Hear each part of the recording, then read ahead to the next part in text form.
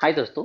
आज हमारे फ्रैक्शन का नेक्स्ट पार्ट है जिसमें हम देखेंगे टाइप ऑफ फ्रैक्शन। इससे पहले हमने जान लिया था कि फ्रैक्शन क्या होते हैं, किस तरीके से कोई नंबर लिखा है तो हम फ्रैक्शन को किस तरह से बोल सकते हैं, फ्रैक्शन नंबर हमारी लाइफ में क्यों आए, ये सारी बात कर ली थी। अब हम टाइप ऑफ फ्रैक्शन के बारे में बात कर लेते हैं। ठीक है, तो फ्रैक्शन में हम देखते हैं कि भाई सबसे पहले हमारे पास में है प्रॉपर फ्रैक्शन। और प्रॉपर फ्रैक्शन क्या होता है? Numerator is always less than the denominator. इसका मतलब क्या है कि आपका न्यूमरेटर और डिनोमिनेटर अपन किसको कहते हैं, ये बात अपन ने कर ली थी। एक कोई होल थिंग है, तो मान लो ये एक कोई होल थिंग है, इसे जितने पार्ट में अपन डिवाइड करेंगे वो कहाँ आएगा, आपका नीचे आएगा। तो टोटल 4 पार्ट में डिवाइड किया तो ये आपका टोटल पार्ट हो गए। तो डिनोमिनेटर आपके टोटल पार्ट होते हैं, न्यूमरेटर आपने जो टेक आउट किया है, जो या रिमाइंडर रह गए हैं वो टेक आउट होता है, जैसे 1। तो 1/4। तो आप यहाँ पे देख रहे हो कि भाई जो न्यूमरेटर है और ये नीचे वाला डिनोमिनेटर है, तो जो डिनोमिनेटर है वो ऑलवेज ग्रेटर देन होता है न्यूमरेटर से। तो इस तरह के फ्रैक्शन को अपन कहते हैं प्रॉपर फ्रैक्शन। ठीक है, तो प्रॉपर फ्रैक्शन की सिंपल सी डेफिनेशन है कि भाई आपका डिनोमिनेटर क्या होना चाहिए, हमेशा ग्रेटर देन होना चाहिए न्यूमरेटर से। तब हम इस तरह के फ्रैक्शन को क्या कहेंगे, इस तरह के फ्रैक्शन को हम प्रॉपर फ्रैक्शन कहेंगे। तो आइए आगे देखते हैं। इसके कुछ और एग्जांपल आप देख सकते हो, 2/5, 7/9, 6/8। तो ये सारे के सारे जो हैं आपके, आप देख रहे हो सभी में जो डिनोमिनेटर है वो ग्रेटर देन है न्यूमरेटर। तो बस इतनी सी आप डेफिनेशन याद रखिएगा, denominator greater than numerator is called है प्रॉपर फ्रैक्शन। ठीक है, तो देखो प्रॉपर फ्रैक्शन है। अब बात करते हैं अपन इम्प्रॉपर फ्रैक्शन की। तो इम्प्रॉपर फ्रैक्शन में क्या है, इम्प्रॉपर फ्रैक्शन जो है, जब आपका सीधी सी बात, यहाँ पे डिनोमिनेटर ग्रेटर देन न्यूमरेटर है, तो इम्प्रॉपर में क्या हो जाएगा, न्यूमरेटर ग्रेटर देन डिनोमिनेटर। इसका मतलब कि भाई आपके पास में लिखा है 5/4, 6/7, सॉरी 6/7 नहीं, 9/7, 8/3, कुछ इस तरह से आपको लिखा है। तो ये आपका क्या हो जाएगा, इम्प्रॉपर फ्रैक्शन हो जाएगा। इम्प्रॉपर फ्रैक्शन में आप देखोगे कि आपका जो न्यूमरेटर है वो ग्रेटर देन है किससे, डिनोमिनेटर से। तो इस तरह के फ्रैक्शन को अपन कहेंगे इम्प्रॉपर फ्रैक्शन। अब देखो इम्प्रॉपर फ्रैक्शन है जैसे प्रॉपर फ्रैक्शन है, तो प्रॉपर फ्रैक्शन में हमें सीधा देखकर पता चलता है कि भैया एक कोई होल थिंग है। अब इसे हमने किसी 8 पार्ट में क्या कर दिया है, डिवाइड कर दिया है। ठीक है, और उसमें से 6 पार्ट हमने क्या कर लिए हैं, टेक आउट कर लिया। तो ये हमारा हो गया 6/8। तो हमें प्रॉपर फ्रैक्शन को पढ़ते से ही, जब हमारे पास में नंबर लिखा हुआ है तो उसे हम देखते से ही बता सकते हैं कि भाई ये हमें क्या कहना चाहता है।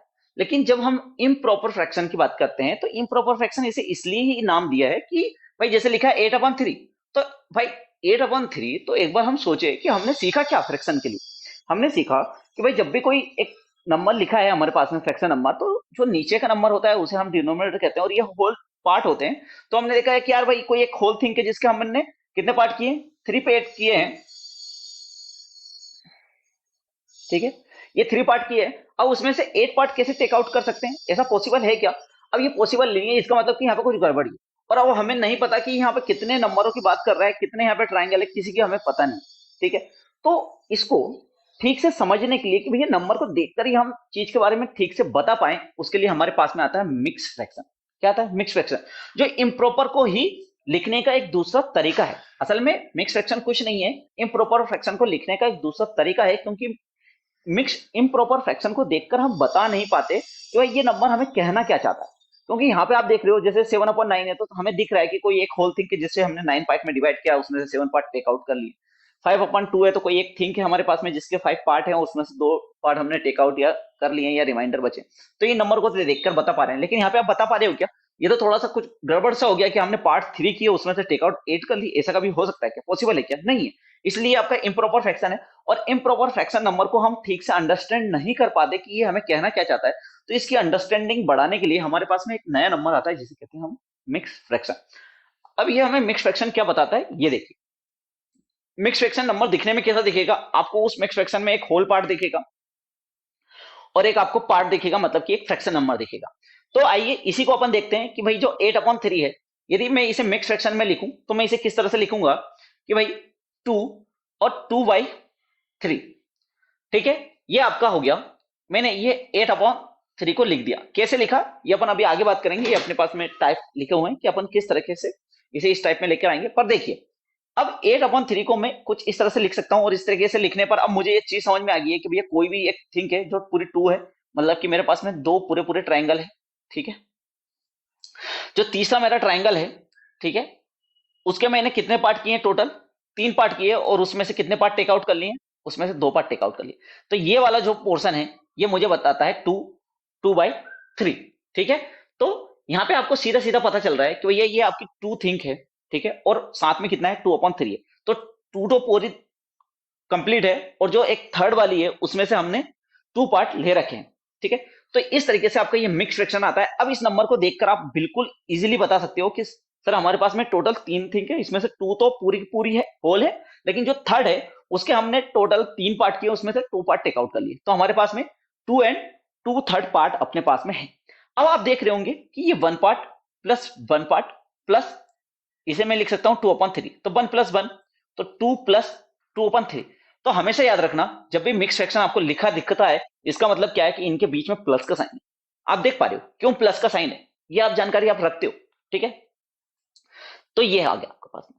ठीक है, अब देखिए, अब अपन देख रहे हैं कि भैया किसी में इम्प्रॉपर फ्रैक्शन को मिक्स फ्रैक्शन में किस तरह से लिख सकता हूं। जैसे आइए अपन इसी की बात करते हैं कि मैंने ये लिखा कैसे। आप यहां पे देख रहे हो कि mix fraction is equal to, mix fraction को किस तरह से लिखते हैं, कोशेंट रिमाइंडर अपॉन डिवाइडर। अब आपको पता होगा कि भाई जब भी मैं किसी नंबर को डिवाइड करता हूं तो मेरे यहां पे आता है डिवी डेंट डिविजर कोशेंट और यहां पे आता है रिमाइंडर। ठीक है, तो आप यहां पे देख रहे हो कि भाई ये आपका जो होता है डीवी डेंट होता है, ये आपका डीवी चर होता है। जब मैं 8 को 3 से डिवाइड करूंगा तो ये 2 टाइम जाएगा और 2 टाइम जाएगा 6 आएगा, ये रिमाइंडर क्या बचेगा आपका 2 बचेगा। ठीक है, तो आप देख रहे हो ये आपका रिमाइंडर हो गया, ये आपका क्वोशिएंट हो गया और ये आपका डिवीजर हो गया। तो इसका लिखने का तरीका है quotient quotient remainder upon divisor. तो आइए इसी को देखो, अपन ने क्या लिख दिया भैया, आपका क्वेश्चन जो है वो 2 है, आपका रिमाइंडर 2 बचा है और डिवाइड किससे किया है 3 से किया है। तो ये लिखने का ये तरीका होता है, फ्रैक्शन नंबर को आप किस तरीके से एक मिक्स फ्रैक्शन को इस तरीके से बना सकते हो। आइए कुछ और अपन देख लेते हैं, जैसे कि आपके पास में था 5/4, तो इसे 5 को 4 से डिवाइड करेंगे कितने टाइम जाएगा 1 टाइम जाएगा, उसे यहां लिखेंगे। ठीक है, 5 में से 4 को सब्ट्रैक्ट करेंगे 1 बचेगा, तो रिमाइंडर आपका 1 बचा तो ये ऊपर आ जाएगा डिवाइड बाई 4 तो 1। ये अब आप इस 5/4 को देख के सीधा सीधा बता सकते हो कि सर हमारे पास में कोई 2 थिंक है, उसमें से एक तो पूरी होल है और जो सेकंड है उसके हमने 4 पार्ट किए, उसमें से एक टेक आउट कर लिया। मतलब कि हमारे पास में इसका डायग्राम बनाओ तो एक साथ ये पूरी होल थिंक है, दूसरी जो है इसके हमने 4 पार्ट किए और उसका एक टेक आउट कर लिया, तो ये वाला पार्ट जो है मेरे पास में 1/1/4 है। ठीक है, तो ये तरीका होता है आपका क्या कि किसी भी इम्प्रॉपर फ्रैक्शन को मिक्स प्रॉपर में कन्वर्ट करना। जैसे कि 9/7 है, क्या है 9/7 है, 9 को 7 से डिवाइड दोगे तो 1 टाइम जाएगा और 9 को 7, अब देखो मैं यहाँ पे डिवाइड करके बता देता हूँ, मेरे से आता होगा आपको, ये कोई बड़ी बात नहीं है। ठीक है, तो -2, तो रिमाइंडर कितना बचा 2/7, तो ये 2/7। अब 9/7 को आप देख के इजीली बता सकते हो कि एक सर होल थिंक है और जो सेकंड थिंक है उसके हमने टोटल 7 पार्ट किए, उसमें से 2 टेक आउट करिए, पर आप यहाँ पे 9/7 को देखकर कुछ नहीं बता सकते। इसलिए जब भी आपको आंसर देना हो तो आप किसमें दोगे, मिक्स फ्रैक्शन में आपको आंसर देना चाहिए, क्योंकि इससे अंडरस्टैंडिंग बहुत अच्छी बनाता है। ठीक है, इम्प्रॉपर से आपको अंडरस्टैंडिंग उतनी नहीं बैठती कि भाई ये बात क्या कर रहा है। ठीक है, अब आपको मिक्स फ्रैक्शन को देखकर सारी चीजें क्लियर हो गई होगी, इसलिए इम्प्रॉपर को लिखने का दूसरा तरीका मिक्स फ्रैक्शन है। ठीक है, मिक्स फ्रैक्शन और कुछ नहीं है, इम्प्रॉपर का ही लिखने का दूसरा तरीका है, क्योंकि इम्प्रॉपर में आप देख के इम्प्रॉपर को देख के नहीं बता सकते कि हमें कहना क्या चाहता है, कितनी चीजें हमारे पास है कुछ भी हमें नहीं पता, लेकिन जब मैं उसे इस इम्प्रॉपर में मिक्स में लिखता हूं तो मैं उसे इजिली अंडरस्टैंड कर पाता हूं। ठीक है, जो आगे का पार्ट होता है ये हमारे पास में टोटल होल थिंग कितनी है ये बताता है, और जो पीछे का पार्ट होता है ये फ्रैक्शनल पार्ट होता है, और ये हमें बताता है कि हमने जो एक थर्ड अगली नेक्स्ट चीज थी उसे हमने कितने पार्टों में डिवाइड किया, कितना है उसे टेक आउट कर लिया। ओके, अब बात करते हैं कि भाई हमारे पास में कोई मिक्स फ्रैक्शन लिखा है तो उसे हम किस तरीके से लिख सकते हैं। तो आइए, ये आपके पास में लिखा है 2/3। ठीक है, अब ये आपका क्या हो गया, डिविजर हो गया, डिनोमिनेटर हो गया, ये आपका न्यूमिनेटर हो गया, ये आपका क्वोशिएंट हो गया, या मैं कहूं कि होल पार्ट हो गया। ठीक है, ये होल पार्ट है, तो अब इसको लिखने का तरीका क्या है, देखो होल मल्टीप्लाई डिनोमिनेटर, मतलब कि 2 × 3 प्लस न्यूमिनेटर, न्यूमिनेटर कितना है 2 है, और होल के डिवाइड में क्या जाएगा डिनोमिनेटर आ जाएगा 3।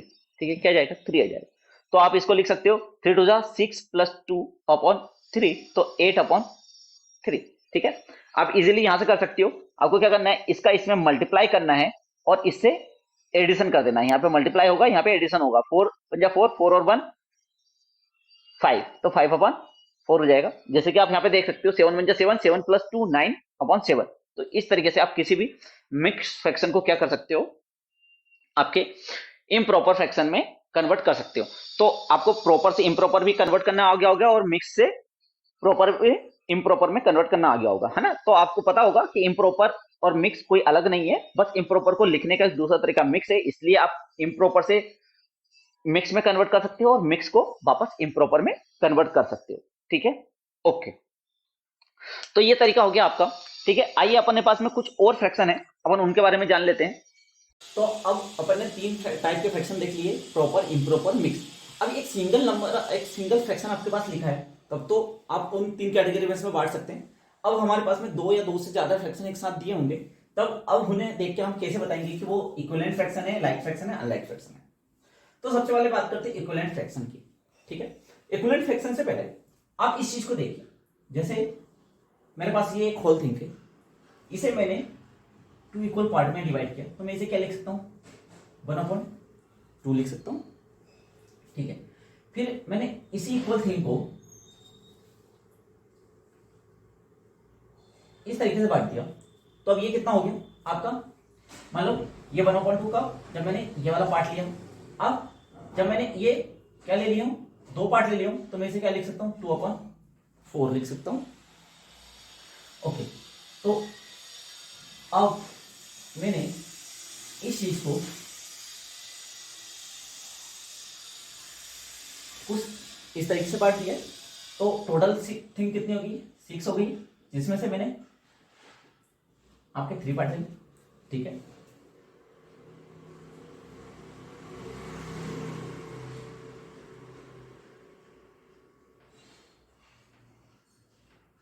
ठीक है, तो इसमें टोटल पार्ट अपने 8 कर लिए, इसमें से मैंने 4 पार्ट टेक आउट किया।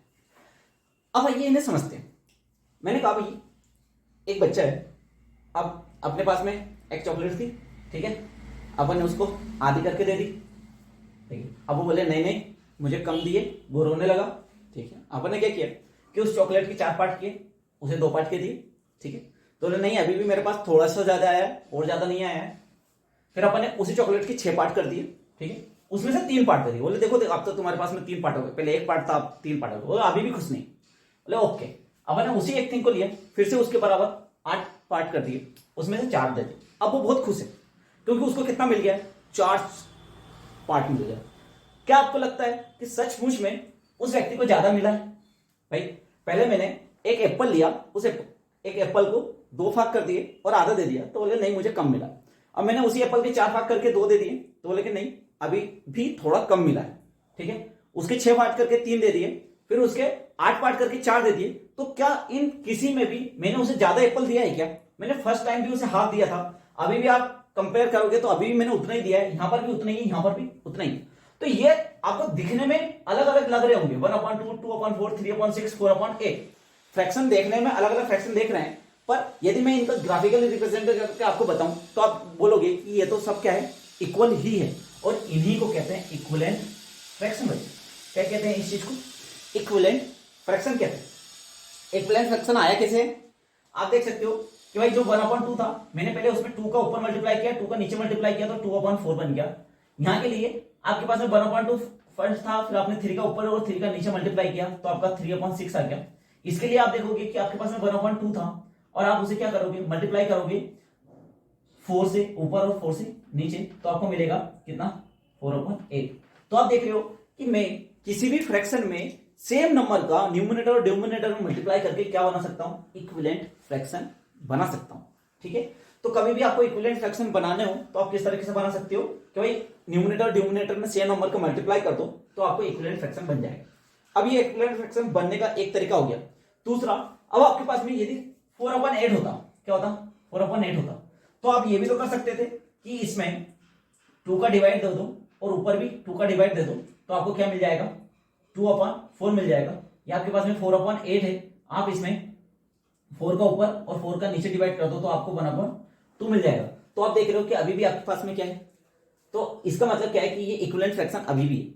सेम नंबर का मल्टीप्लाई या सेम नंबर का डिनोमिनेटर में डिवाइड करके आप क्या कर सकते हो, इक्विवेलेंट फ्रैक्शन फाइंड कर सकते हो। इक्विवेलेंट फ्रैक्शन कुछ नहीं है, किसी सेम चीज को और ज्यादा पार्ट करके उसको दूसरी तरीके से लिखने का तरीका है।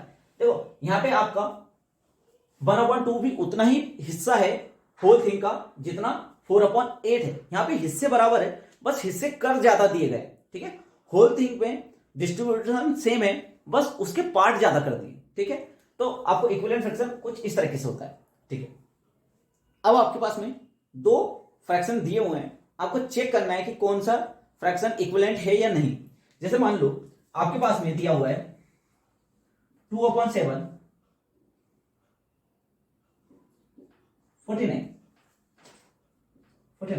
अब आपको पता करना है कि ये इक्विवेलेंट फ्रैक्शन है या नहीं। तो इसको इक्विवेलेंट कैसे चेक करते हैं, आपको क्या करना है, क्रॉस में मल्टीप्लाई करना है, और क्रॉस में मल्टीप्लाई करने पर यदि दोनों थिंग सेम आ जाती है तो ये क्या हो जाएगा, आपका इक्विवेलेंट फ्रैक्शन हो जाएगा। देखते हैं 49 का डबल करोगे तो 9 का डबल 18, 18 का 1 कैरी आउट, 4 का डबल 8 और 1 9, ठीक है। इसमें मल्टीप्लाई करोगे 7 4 जा 28 का 1, 2 कैरी आउट, 7 into 7 7 और 2 98।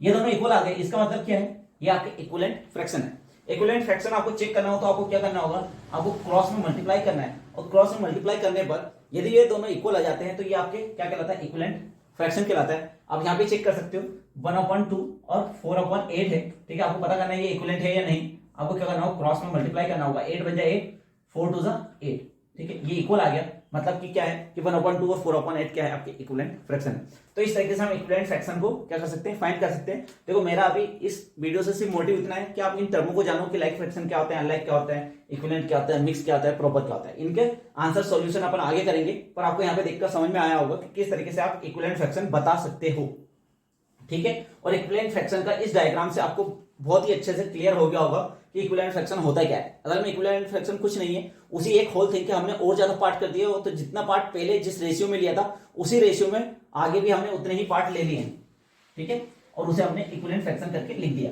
अब देखो आपके पास में simplest form of the fraction क्या है, आपके पास में simplest form of the fraction. अब सिंपलेस्ट फॉर्म क्या होता है किसी फ्रैक्शन का, तो बच्चा जब आपके न्यूमरेटर और डिनोमिनेटर में कोई भी कॉमन फैक्टर ना हो तो वो आपका क्या कहलाता है, सिंपलेस्ट फॉर्म कहलाता है। जैसे कि 1 और 2, यहां पे कोई कॉमन फैक्टर है क्या, नहीं है, तो ये आपका क्या है, सिंपलेस्ट फॉर्म है। लेकिन 2 और 4 तो आप देख सकते हो कि यहां पर ये ऊपर 2 × 1 है और यहाँ पे 2 × 2 है, तो 2 आपका जो है कॉमन फैक्टर है। इसका मतलब कि ये आपका सिंपलेस्ट फॉर्म नहीं है। आपको किसी भी जब भी कोई सी फ्रैक्शन को देख के क्या देखना हो कि उसका सिंपलेस्ट फॉर्म, और हमेशा जब भी हम फ्रैक्शन को लिखते हैं या तो वो प्रॉपर होता है या इम्प्रॉपर होता है। यदि इम्प्रॉपर है तो आपको मिक्स में लिखना है, अब वो आपका प्रॉपर है। फिर आपको क्या करना है, जब वो प्रॉपर है तो आपको देखना है कि वो अपने सिंपलेस्ट फॉर्म में है या नहीं, और यदि वो अपने सिंपलेस्ट फॉर्म में नहीं है तो आपको क्या करना होगा, उसे सिंपलेस्ट फॉर्म में लेकर आना होगा। उसे कॉमन फैक्टर होगा, उससे उसको डिवाइड करके आप उसके सिंपलेस्ट फॉर्म में उसे लिखोगे। तो जैसे कि आपके पास में लिखा हुआ है 125/625, ठीक है। तो अभी आपको दिख रहा है कि 125 और 625 दोनों में लास्ट डिजिट 5 है, मतलब 5 से डिवाइड हो सकता है। तो ये सिंपलेस्ट फॉर्म है क्या, नहीं है। इसका मतलब मुझे इसे 5 से डिवाइड करना होगा, ठीक है।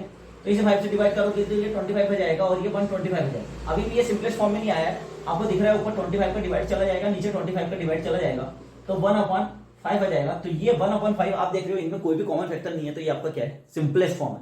तो ये तरीका होता है सिंपलेस्ट फॉर्म का लिखने का। जब भी आप फ्रैक्शन में को लिखते हो तो आपको सिंपलेस्ट फॉर्म में उसे लिखना होगा। जब भी उनके बीच में कोई कॉमन फैक्टर हो तो उस कॉमन फैक्टर से उसे डिवाइड देना ही होगा, ठीक है। तो ये सिंपलेस्ट फॉर्म हो गया, ठीक है। सिंपलेस्ट फॉर्म के लिए हम क्या करते हैं कि भाई कॉमन जो भी उसका कॉमन फैक्टर हो उससे उसको डिवाइड कर देते हैं, और उसके बाद में जो नंबर आता है वो आपको सिंपलेस्ट फॉर्म देता है, ठीक है। तो सिंपलेस्ट फॉर्म कब कहेंगे हम किसी फ्रैक्शन को, जब न्यूमरेटर और डिनोमिनेटर में कोई भी कॉमन फैक्टर ना हो, नो कॉमन फैक्टर, है ना, नो कॉमन फैक्टर, ठीक है। तो जब कोई भी कॉमन फैक्टर ना हो तो उसे अपन कहते हैं सिंपलेस्ट फॉर्म ऑफ फ्रैक्शन, ठीक है। तो हमेशा हमें फ्रैक्शन को कैसे लिखना चाहिए, सिंपलेस्ट फॉर्म में लिखना चाहिए। आइए लाइक और अनलाइक फ्रैक्शन के बारे में जान लेते हैं। बहुत इजी है। लाइक फ्रैक्शन वो फ्रैक्शन जिसके डिनोमिनेटर क्या होता है, सेम होता है। जैसे 7 2/7, 7/7, 14/7, 16/7, ठीक है। तो ये सारे के सारे क्या है, आपकी लाइक फ्रैक्शन है, ठीक है। तो लाइक फ्रैक्शन क्या होता है, जिसके डिनोमिनेटर क्या हो, d1 = d2 = d3 = d4 = d'। जितने भी आपके फ्रैक्शन एक साथ दिए हुए हैं, तब यदि उनके डिनोमिनेटर सेम है तो उसे बोलते हैं लाइक फ्रैक्शन। क्या बोलते हैं बच्चा उन्हें? लाइक फ्रैक्शन बोलते हैं। देखो इसलिए मैंने बताया था जो आपके इक्विवेलेंट फ्रैक्शन है ये आपके पास में दो या दो से ज्यादा फ्रैक्शन दिए होंगे, फिर उन्हें अपन चेक करके बताएंगे वो इक्विवेलेंट फ्रैक्शन है या नहीं। ठीक है, टाइप ऑफ फ्रैक्शन में दो तरीके हैं। एक अपने पास सिंगल फ्रैक्शन दिया है तो उसे देखकर क्या बता सकते हैं कि वो प्रॉपर है, इम्प्रॉपर है, मिक्स है।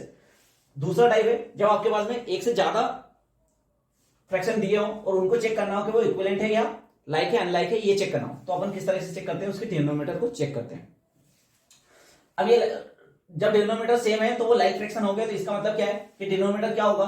अनलाइक क्या होगा? जिसके डिनोमिनेटर सेम ना हो वो अनलाइक फ्रैक्शन होगा। ठीक है, जिसके डिनोमिनेटर सेम ना, जैसे 1/2, 3/5, 6/7, तो आप देख रहे हो सारे डिनोमिनेटर अलग अलग हैं, तो वो अनलाइक फ्रैक्शन है। ठीक है, अनलाइक फ्रैक्शन में भी आपके पास में इस तरह का फ्रैक्शन दिख सकता है जिसके न्यूमिनेटर सेम हो, जैसे 1/7, 1/5, 1/6, 1/7।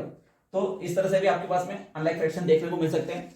अब आपको यदि क्या करना हो, कंपेयर करना हो, कोई तो फ्रैक्शन दिए आपको चेक करना है कौन ग्रेटर देने कौन लेस देने, तो वो भी यहीं पे सीख लो। जैसे कि अभी हमने किसको सीखा? इक्विवेलेंट को सीखा। वही तरीका होता है किसी भी फ्रैक्शन को जानने का। जैसे कि आपके पास में लिखा है 1/2 और 3/5, आपको चेक करना है कि इसमें से ग्रेटर देन कौन सा और लेस देन कौन सा है। तो उसके लिए भी तरीका यही है, आपको क्या करना होगा? इस तरह से क्रॉस में मल्टीप्लाई करना होगा। 5 पंजा 5 और 3 2 6, तो जो आपका बड़ा नंबर है वो ग्रेटर देन 6 मल्टीप्लाई करने पर बड़ा आया, इसका मतलब कि 1/2 में 1/2 लेस देन है 3/5 से। ठीक है, या मैं कहूं कि 3/5 ग्रेटर देन है 1/2 से। आप क्या करो? क्रॉस में मल्टीप्लाई करो। ठीक है, क्रॉस में मल्टीप्लाई करने के बाद में जिसके ऊपर बड़ा नंबर आया वो ग्रेटर है, जिसके पे छोटा आया वो लेस। 2/5 और आपका 5/7, दो नंबर दिए, मल्टीप्लाई करो। 7 2 14, 5 5 25, तो आपका ग्रेटर कौन है? 25 है, तो ये नंबर आपका क्या है? ग्रेटर देन है। ये नंबर आपका क्या है? लेस देन है। इस तरीके से आप क्या कर सकते हो? ग्रेटर और लेस का पता लगा सकते हो। क्रॉस में मल्टीप्लाई करो, जिसके ऊपर नंबर मल्टीप्लाई में बड़ा आता है वो ग्रेटर है, जिसके ऊपर छोटा आता है वो लेस है। ठीक है, दूसरा तरीका आपका ग्रेटर और लेस देन पता करने का क्या है कि न्यूमरेटर को सेम कर दो। क्या कर दो? न्यूमरेटर को सेम कर दो, तभी आप बता पाओगे कि कौन ग्रेटर है कौन लेस है। क्योंकि बच्चा जब भी हमें कंपेयर करना होता है हम कंपेयर तभी कर सकते हैं जब कोई थिंग है और उसके क्या है इक्वल पार्ट में है वो। ठीक है, तभी हम बता पाएंगे कि वो आपका, जैसे कि अभी अपने पास में ये कोई थिंग है, ठीक है, और एक ये वाली थिंग है, ठीक है, जिसके अपन 8 पार्ट कर रखे, लेकिन उसमें से मैंने ये लिया, तो मैं इसको लिखूंगा 1/2, इसको लिखूंगा 2/8। क्या मैं इसे बता सकता हूं? क्या इस तरीके से देख के, यदि मेरे पास ग्राफिकल रिप्रेजेंटेशन नहीं हो तो मैं नहीं बता सकता कौन सा ग्रेटर पार्ट है। क्या करना होगा ग्रेटर पार्ट के लिए? 8 1 8, 2 2 4, तो आपको दिख रहा है ये बड़ा। अब इस तरह से आपको नहीं करना है तो किस तरह से पता करेंगे? डिनोमिनेटर को सेम करेंगे। डिनोमिनेटर को सेम को कैसे कर सकते हैं कि भैया इसको 2 को 8 बना सकता हूं कैसे? 4 का मल्टीप्लाई करके, तो 4 का नीचे मल्टीप्लाई करूंगा, 4 का ऊपर करूंगा, तो 4/8 और 2/8। तो आप देख रहे हो कि आप जिसका डिनोमिनेटर बड़ा है वही आपका बड़ा है, क्योंकि डिनोमिनेटर तो सेम है। जब डिनोमिनेटर सेम होता है तो जिसका डिनोमिनेटर बड़ा होता है वही नंबर बड़ा होता है। ठीक है, और यहां पर यही बात करें कि जब आपका न्यूमिनेटर सेम हो जाए और आपको लेस और ग्रेटर बताना हो, तो जिसका डिनोमिनेटर छोटा है वही सबसे बड़ा है। ठीक है, 1/5 सबसे बड़ा है आपका, क्योंकि इसका डिनोमिनेटर सबसे छोटा है। इसका मतलब कि एक बड़ी सी चीज के अपन ने सिर्फ 5 पार्ट किए, उसमें से एक ले लिया। यहाँ पे एक चीज के अपन ने 7 पार्ट कर दिए और उसमें से लिया, तो मतलब वो पार्ट छोटा हो गया ना। समझ रहे हो इस चीज को? तो ये है।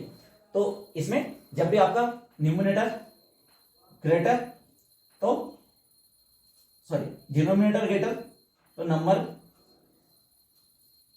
भी ग्रेटर, और जब आपका लाइक फ्रैक्शन होता है तो यहां पे न्यूमिनेटर ग्रेटर तब आपका नंबर ग्रेटर। ठीक है, और यहां पे डिनोमिनेटर ग्रेटर तो नंबर।